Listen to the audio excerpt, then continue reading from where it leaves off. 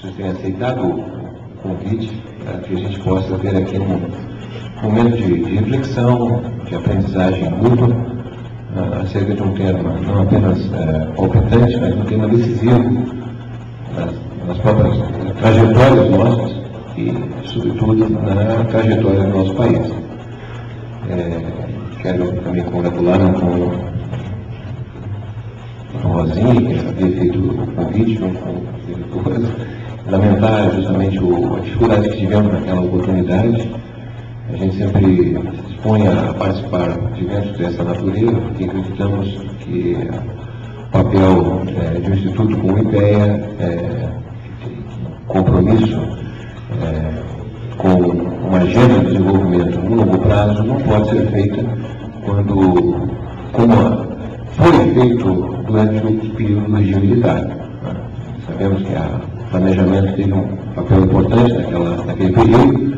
Infelizmente, a experiência democrática no nosso país combinou com uma fase que praticamente nós abandonamos a perspectiva do longo prazo.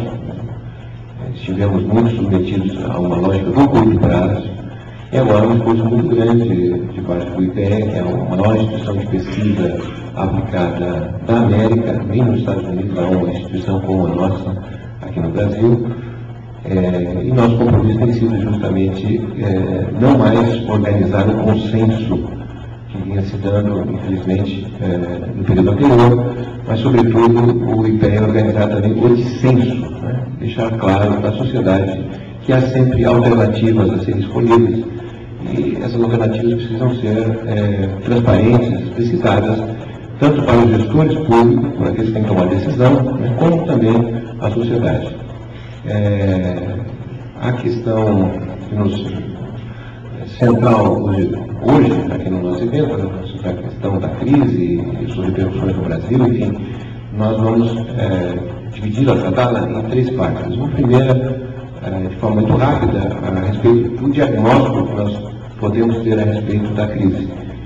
Acreditamos que esse é um aspecto interessante e necessário de ser feito, porque não há um consenso em termos de diagnóstico. E sem um diagnóstico preciso, evidentemente que as receitas utilizadas não necessariamente são as melhores, ou até mesmo podem estar em caminho equivocado. A segunda parte seria, então, entender um pouco como o Brasil vem sendo contaminado pela crise, porque, como todos sabemos, esta crise não foi gerada no Brasil, foi gerada justamente no centro do capitalismo global e os países são contaminados. Então é importante entender quais são os mecanismos de contaminação e de que forma, de certa maneira, vem se rebatendo e se manifestando na realidade nacional. E a terceira e última parte seria, então, tratarmos um pouco das ações de enfrentamento da crise aqui no Brasil, né? Seus limites e possíveis modificações, complementações, enfim, que seriam necessariamente uma expressão da construção de uma nova maioria política no Brasil, que é um pouco assim que nós entendemos.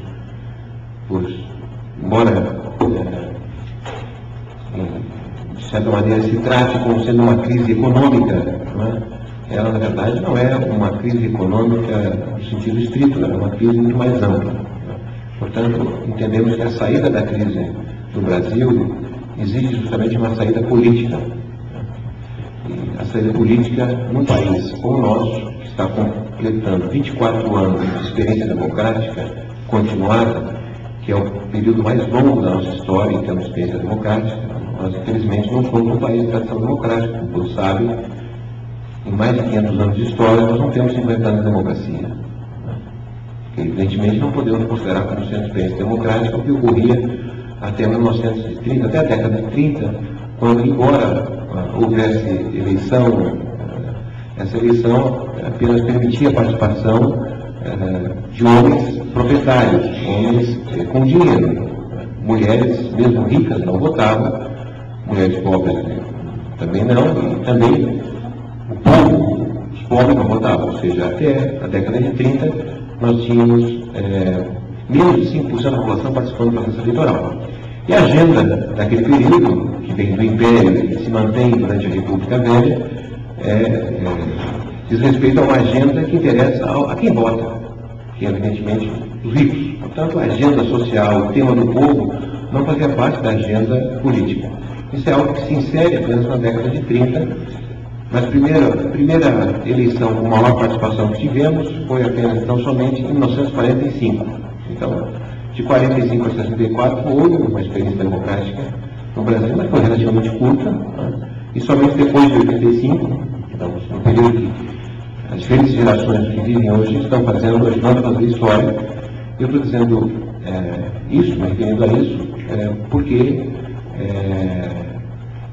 esse período do país vinha tendo praticamente na transição do regime militar, que foi uma trajetória muito ruim, uma trajetória de regressão econômica e social.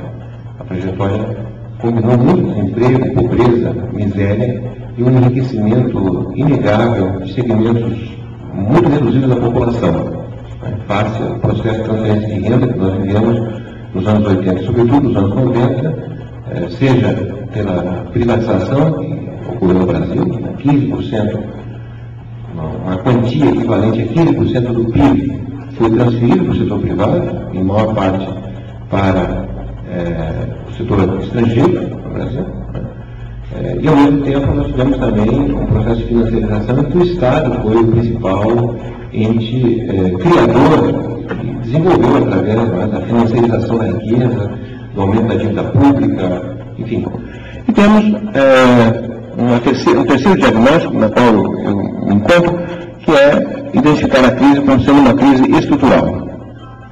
Nós acreditamos que, de fato, nós estamos diante de uma crise estrutural do modo de produção capitalista. Né? É uma crise, além de estrutural, sistêmica, porque, na verdade, ela não é apenas uma crise financeira, uma crise econômica, ela está enunciando, sim, uma crise social, uma crise de sociedade, e também uma crise política. Aqueles que acompanham sabem perfeitamente que vários países, 4 pelo menos, já tiveram mudanças de governo. Na crise de 1929, sua sequência, nós tivemos aqui na América Latina, por exemplo, mudança em 16 governos. Não mudanças normais, né? Inclusive no Brasil, a Revolução de 1930. Além dessas faces da crise, nós também poderíamos chamar a atenção, pelo seu ineditismo, por poder ser considerada que essa crise também é uma crise ambiental.